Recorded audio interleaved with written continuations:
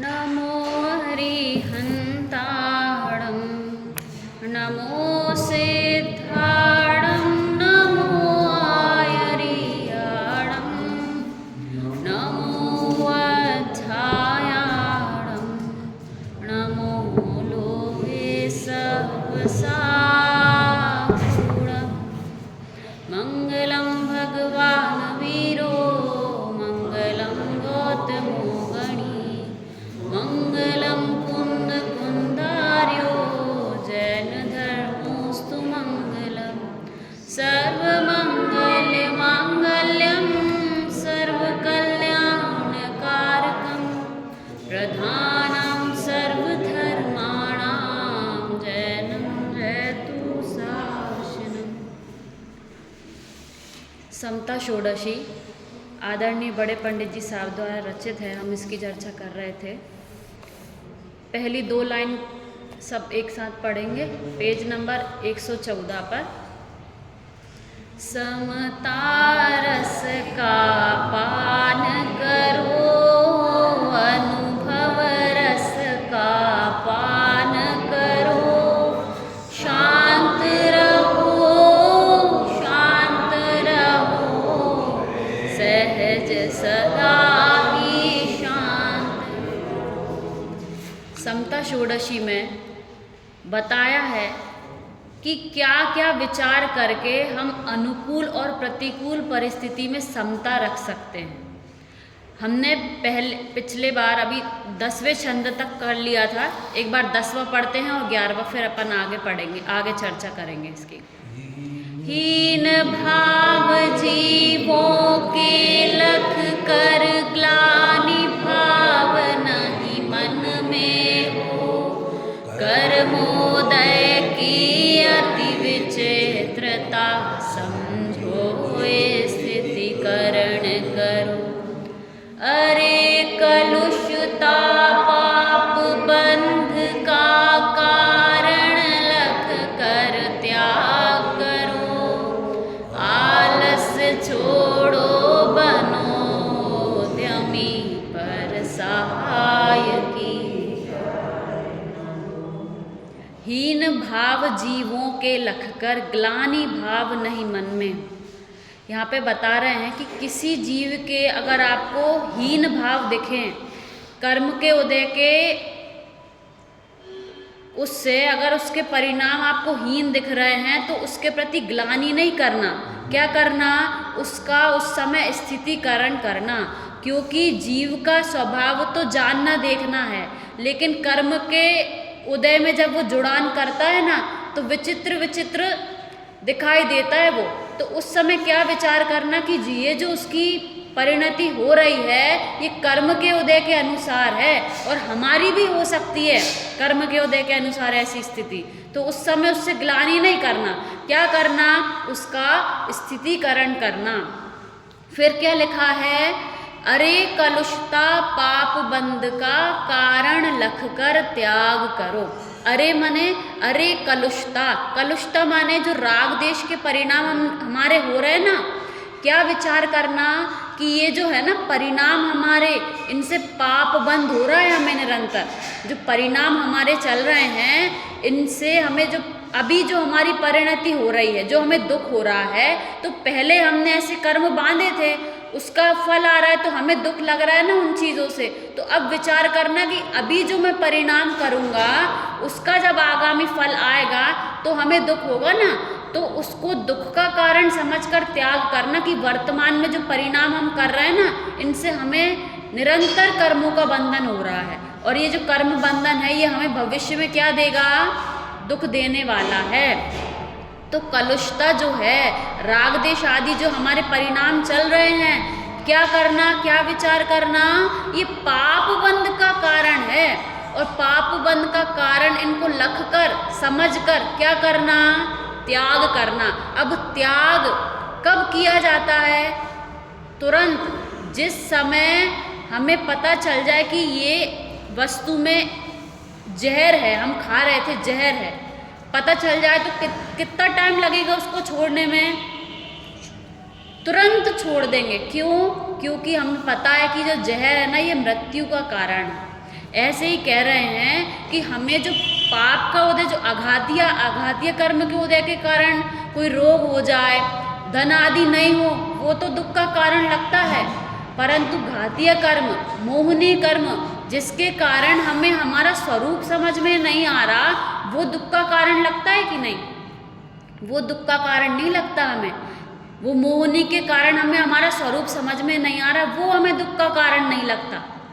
तो क्या कह रहे हैं कि जो कलुषता है ना, राग देश आदि परिणाम जो हो रहे हैं, वो दुख का कारण है। इनसे निरंतर कर्मों का बंधन इस जीव को हो रहा है, तो उनको क्या समझना कि ये दुख के कारण है, कर्म बंध के कारण है। तो कर्म से छूटने का क्या उपाय है कि जिस समय ये कर्म का उदय आए, उस समय समता रखनी है। क्या रखनी है? समता। अपने आप को क्या देखना है? देखो इसमें क्या लिखा था यहाँ पे, कहाँ गया वो, ये पहले वाले छंद में ऊपर वाली लाइन देखो, ज्ञान दृष्टि से देख अहो। किससे देखना है हमें? ज्ञान दृष्टि से देखना है। क्या विचार करना है कि ये जो परिस्थिति है ना, इसको मात्र मैं जान सकता हूँ, इसके अलावा इसका हेर फार मैं नहीं कर सकता।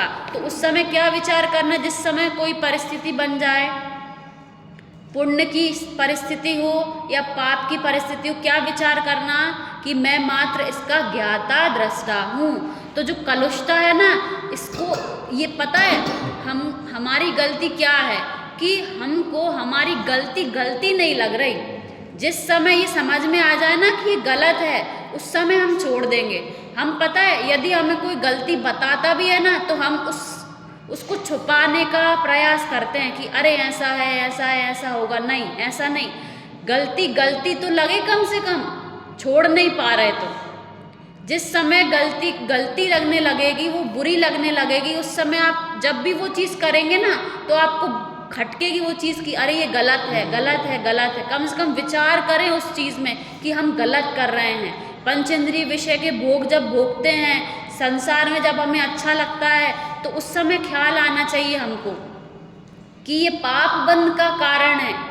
मेरा स्वभाव ये नहीं है, मैं इसके लिए नहीं जन्मा हूँ, मैं अजर अमर हूँ, इन कर्म आदि से मैं भिन्न हूँ, ऐसा विचार करना चाहिए। जब बुरा लगेगा ना वहाँ संसार में, तो एक दिन हम मोक्ष में होंगे, लेकिन हमें तो हमारी बुराई ही अच्छी लगती है ना। तो कलुषता पाप बंध का कारण लगकर त्याग करो। और क्या लिखा है?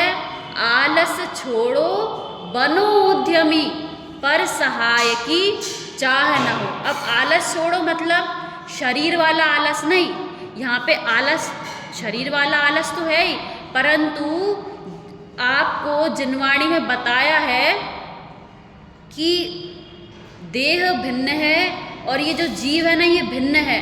तो निर्णय करने में आलस मत करो, तुरंत निर्णय करो, क्योंकि कुछ इस पर्याय का कोई भरोसा नहीं है कि कितने समय की है, और कहीं चले जाएंगे तो वहाँ कैसी स्थिति होगी। हम देख रहे हैं कि कितनी विचित्र पर्याय होती हैं, कैसे जीवों के परिणाम होते हैं। अभी समय है निर्णय करने का हमें, तो उसमें आलस नहीं करना। किसका निर्णय करना कि मैं कौन हूँ, मेरा स्वभाव क्या है, और मैं क्या कर रहा हूँ, ऐसा निर्णय तुरंत करना चाहिए। आलस छोड़ो बनो उद्यमी। जिनवाणी माने जैसे किसी ने घंटों मेहनत करके खूब सारे रसगुल्ले बनाए, ठीक है, और परोसने की बात आए तो दें क्या रसगुल्ले? तो वो उद्यमी है कि नहीं है? उद्यमी है क्या वो? घंटों मेहनत की, लेकिन परोसने का समय आया तो आलस कर रहे हैं। ऐसे ही जिनवाणी पढ़ने में तो हम बहुत समय लगा देते हैं, अभी तो जिनवाणी नहीं पढ़ रहे। जिनवाणी पढ़ने के बाद उसका निर्णय करना चाहिए। जब निर्णय की बात आती है तो आलस खा जाते हैं। थोड़ा समय विचार करना चाहिए, जो हमने पढ़ा है हमें वो ख्याल में आना चाहिए कि हमने क्या पढ़ा है। तो उद्यमी बनना है हमें, पर सहाय की चाह न हो। यहाँ पर क्या लिखा है? पर की सहायता की चाह नहीं करना। ये चाह नहीं करना कि चौथे काल में होंगे तब करेंगे, क्षेत्र की भी चाह नहीं करना कि विदेश क्षेत्र में होंगे तब करेंगे। चाह नहीं करना, क्योंकि सहायता की जरूरत ही नहीं है। जिस समय समझ में आ गया ना, इतना ही काफी है कि देह भिन्न है और कर्मादि भिन्न है और ये जीव भिन्न है। जैसे कोई बच्चा घर पर है और उसकी माँ उसको 5-6 घंटे के लिए छोड़कर चली गई, ठीक है। अब वो 5-6 घंटे के बाद घर पर आई वापस, तो बच्चा इतना रो रहा था 4-5 घंटे से। तो माँ ने पूछा क्या हो गया, कि मुझे बहुत भूख लग रही थी। तो माँ ने कहा कि मैं तेरे लिए सारा व्यवस्था तो करके रख के गई थी, मंदिर गई थी तो तू जो लेता वो सब रखा था। हाँ मुझे पता है, पर आप नहीं थी ना। तो माँ ने क्या कहा, अरे बेटा मैं थोड़ी तुझे खिलाऊंगी, मैं थोड़ी तुझे चबा के दूंगी, खाना तो तुझे ही पड़ेगा ना। ऐसे ही आचार्य देव कह रहे हैं कि ये मत सोचो कि सत्संगति में जाएंगे ऐसा ऐसा होगा तब करेंगे, नहीं। उद्यमी बनना है, पर की साह नहीं करना है। जिनवाणी ने बता दिया ना, तत्व निर्णय तो हमें ही करना पड़ेगा ना। विदेश क्षेत्र में भी जाएंगे तो सीमंदर भगवान अपन को क्या सिर पे हाथ फेर फेर के समझाएंगे क्या? वहाँ पर भी तो जिनवाणी की यही बात मिलने वाली है। और पचाना तो हमें ही पड़ेगा, चबाना तो हमें ही पड़ेगा ना। तो अभी मिल गई तो अभी क्यों नहीं कर रहे? इसका मतलब ये है कि अभी हमें महिमा नहीं आई। अभी महिमा तो हमें कहाँ की है? बाहर की है, तो वही रुच रहा है हमको। जब ये रुचेगा ना तो उद्यमी होने लगेंगे हम। तो क्या कह रहे हैं कि आलस छोड़ो बनो उद्यमी, पर सहाय की चाह न हो। द्रव्य, क्षेत्र, काल, भाव, इस जीव को कोई सहाय नहीं है। अपने परिणाम हमारे लिए सहायक है, किसी बाहर के किसी निमित्त से कुछ नहीं होने वाला। जब तक उपादान में शक्ति, उपादान जब तक तैयार नहीं होगा ना, तो निमित्त कुछ नहीं करने वाले। हम देखें कि हमें निमित्त तो सब कुछ अच्छे मिल गए, पर हम खुद अंदर से ही नहीं चाहते ना तत्व निर्णय करना, तो नहीं हो पा रहा। जब अंदर से तत्व निर्णय की जागेगी कि हमें तत्व निर्णय करना है, तब ये सब निमित्त अनुकूल हो जाएंगे हमारे लिए। एक कहानी आती है कि एक रानी थी, ठीक है। उसकी 2 पुत्री थी। एक तो जैन धर्म के यहाँ, जैन जिसके यहाँ थी उनके यहाँ शादी हो गई, और एक बौद्ध के यहाँ हो गई। तो वो जब बौद्ध बेटी के यहाँ जाए तो बौद्ध बन जाए, बौद्ध धर्म पालने लगे, और जैन के यहाँ जाए तो जैन पालने लगे। अब बहुत टाइम बाद उसको दीक्षा लेने का भाव आया। अब वो जैसे दीक्षा लेने जाए तो निर्णय नहीं हो पाए, नहीं कर पाए दीक्षा, नहीं ले पाए दीक्षा। तो उसने आचार्य मुनिराज से पूछा कि हे मुनिराज, मुझे दीक्षा लेने का भाव तो बहुत आता है, पर मैं ले नहीं पाती हूँ, इसका कारण क्या है? तो आचार्य कहते हैं उससे कि तुमने पहले कई बार जैन धर्म छोड़ के बौद्ध धर्म अपनाया, बौद्ध धर्म अपनाए, फिर जैन धर्म अपनाए, फिर बौद्ध धर्म अपनाए, फिर जैन धर्म अपनाए। उसका ये फल है कि तुम दीक्षा लेने का भाव तो करती हो, पर ले नहीं पा रही हो। तो ऐसे ही हम अभी पता है, हमने पहले कई बार ऐसे देवशास गुरु की अभिनय की होगी, तभी तो हम निर्णय तक नहीं पहुंच पा रहे। तो अभी क्या कर रहे हैं हम? अभी भी वही कर रहे हैं। कैसे? कि जैसे कोई बच्चा पिता को पिता तो कहे, लेकिन पिता की बात ना माने। पिता कहे कि बेटा ऐसा कर दे, तो उसका विपरीत ही करे, तो वो बेटा है क्या?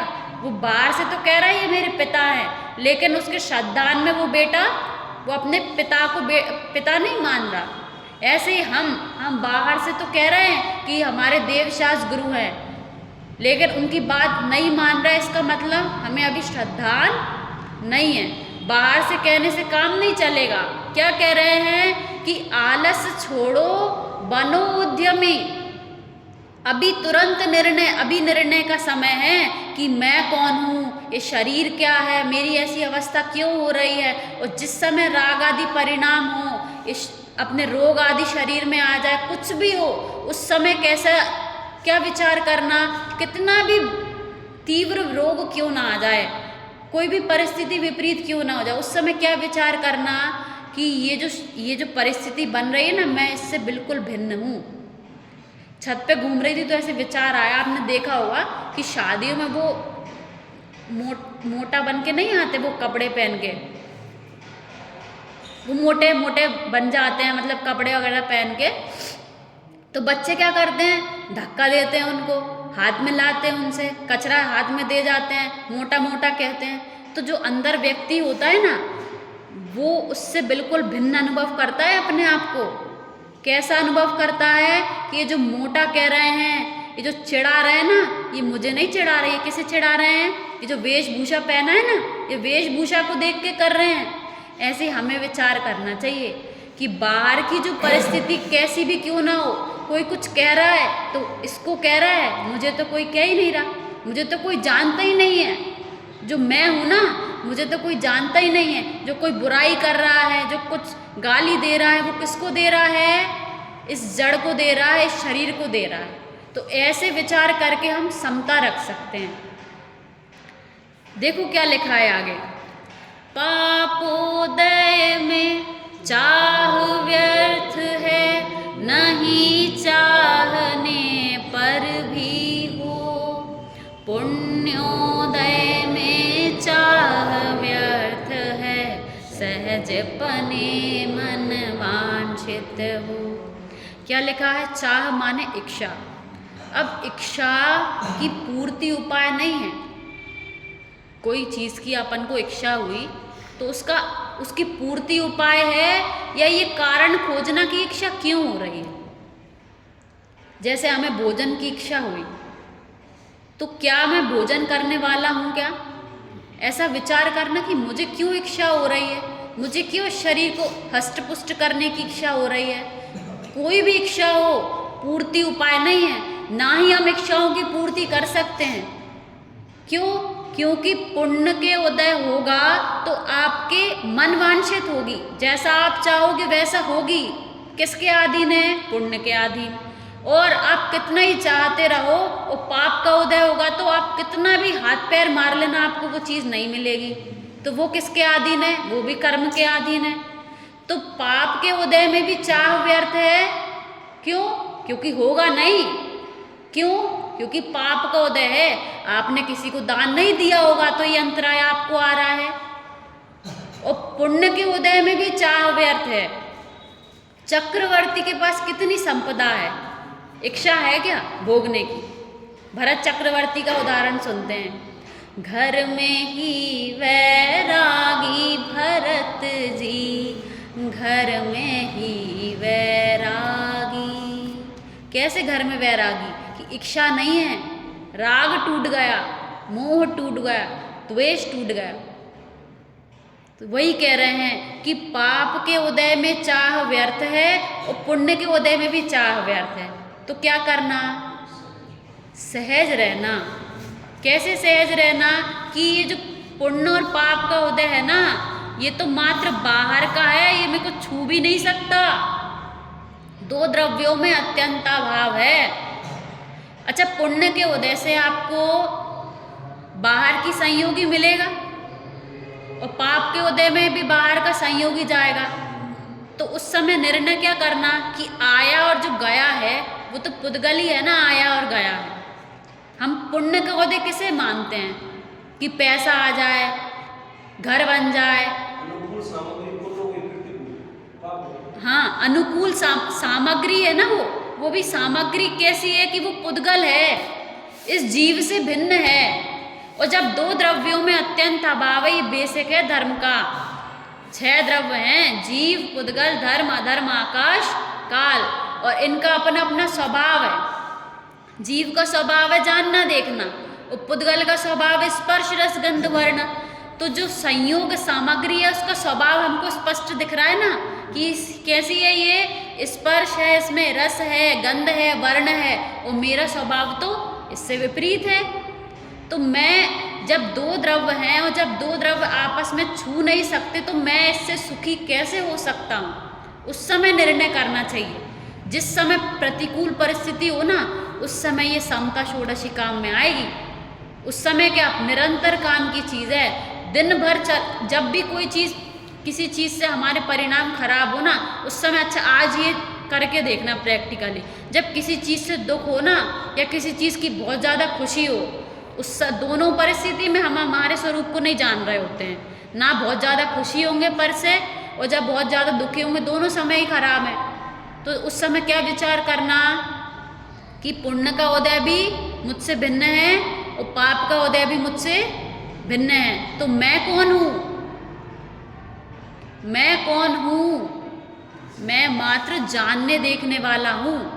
और अगर उसमें मैंने राग द्वेष किया तो वही ऊपर कि पाप बंध का कारण है। वो क्या है? जो कलुषता है वो कैसा है? पाप बंध का कारण है। और उसको पाप बंध का कारण लखकर समझकर त्याग करना। और क्या लिखा था आगे कि आलस छोड़ो बनो उद्यमी। आलस किसका छोड़ना है? कि बाहर की चीज़ों को छोड़कर अपने स्वरूप के निर्णय करना है, ऐसा उद्यम करना है। ठीक है, आलस छोड़ना है। किसका? कि निर्णय ना करने का आलस छोड़ना है। फिर आगे क्या लिखा है? आर्त ध्यान कर बीज दुख के बोना तो अविवेक अहो। धर्म ध्यान में चित्त लगाओ निर्जरा बंधना। बंध का कारण बताया कि राग द्वेष आदि जो परिणाम है ना, वो जीव के बंध के कारण है। और ये जो बंध के कारण है ना, कह रहे हैं कि तुमने नहाया है ना, अब तुम मिट्टी में जाओगे तो कीचड़ तो लगेगा ही। तो नहाकर कीचड़ में जाना ये विवेक है कि अविवेक है? अविवेक है ना। तुमको स्वच्छ साफ रहना है तो कीचड़ में क्यों लोटपोट हो रहे हो? ऐसे कह रहे हैं यहाँ पर कि आर्त ध्यान है ना, ये बीज है दुख का। बीज समझते हैं ना अपन कि आम यदि चाहिए तो आम का ही बीज चाहिए, और बीज के बिना फल नहीं होता। तो बीज माने कारण, दुख का कारण है ये आर्त ध्यान। सुख दुख के जो परिणाम हमारे हो रहे हैं ये दुख का बीज है। बीज है मतलब भले अभी अपन को दिख नहीं रहा ऊपर, जब बीज होता है ना स्टार्टिंग में ऊपर नहीं दिखता, जब आने लगता है ना तब दिखता है। तो अभी हमें दुख के कारण नहीं दिख रहा है। ये परिणाम जो हमारे हो रहे हैं ना, ये अभी हमको नहीं लग रहा दुख के कारण है। कब लगेगा? जब फल आएगा तब। जब फल आता है ना तो रोते रोते जीव नहीं सहन कर पाते, रोते हैं उस समय। लेकिन अभी अगर समझ लिया कि जो आर्त ध्यान आदि है ना, ये बीज है दुख का, तो इनको बोना तो अविवेक हो। बोना माने जो फल आपको नहीं चाहिए तो उसका बीज कोई बोता है क्या? नहीं बोता। तो हमें दुख नहीं चाहिए तो आर्त ध्यान आदि मत बोना। ऐसे परिणाम मत करो जो आपको भविष्य में दुख का कारण हो। तो कैसे परिणाम करना? कि अपने आप को सुख, अपने आप को भगवान देखो, आत्मा देखो, मैं मात्र ज्ञाता दृष्टा हूँ, ऐसा देखो। तो अभी बाहर की परिस्थिति पर वो चेंज नहीं होगी, लेकिन भविष्य में ज़रूर होगी। वर्तमान की परिस्थिति इन परिणामों से चेंज नहीं होगी। बस क्या चेंज होगा कि अगर आपको उस समय दुख का अनुभव हो रहा होगा ना, तो आप सहज रहने लगोगे बस। तो ये बस नहीं है, ये सुख के बीज हैं।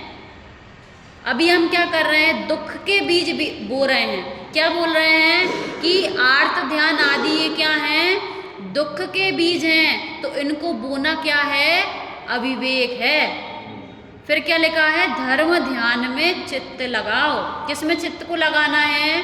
धर्म ध्यान में। उससे क्या होगा? होए निर्जरा बंध न हो।